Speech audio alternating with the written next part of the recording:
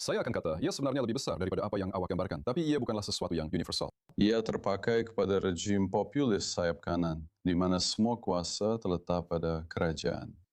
Mereka mempromosikan idea bahawa sepatutnya ada sangat sedikit had terhadap apa yang kerajaan mahu lakukan, semak dan imbang dan sebagainya. Dan mereka mengutamakan kesetiaan melebihi segala-galanya termasuk kepakaran.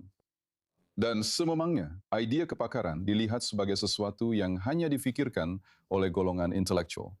Sesuatu yang berkaitan dengan golongan elit, sesuatu yang tidak demokratik, dan anda perlukan orang biasa untuk melakukan kerja.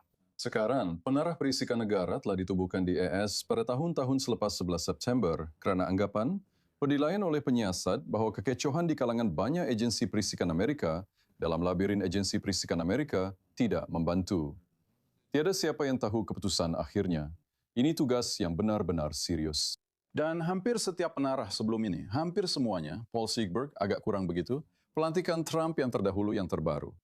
Tetapi mereka semua mempunyai beberapa versi pengalaman strategik, ketenteraan, dasar luar, keselamatan negara, idea yang dihormati, bahwa ini adalah pekerjaan yang serius dan harus diberikan kepada seseorang yang boleh melakukannya dengan baik.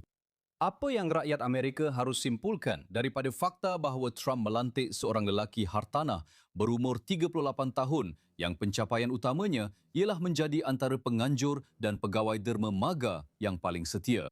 Bahawa kepakaran tidak penting. Dan bahawa keselamatan negara tidak begitu penting. Hanya kesetiaan kepada Trump yang penting.